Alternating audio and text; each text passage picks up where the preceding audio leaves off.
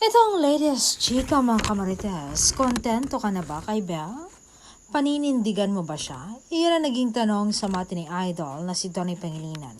Nadiretsahan niyang sinagot at confident. Sabi niya, hindi naman talaga palaging masaya pero kailangan palagi tayong kontento at paninindigan yung pinili nating tao. Kaya't paninindigan ko si Belle kasi siya yung pinili ko. Di ba walang perfect na relationship?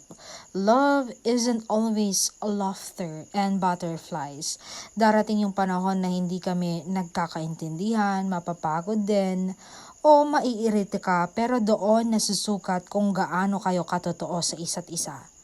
Lahat may bad days.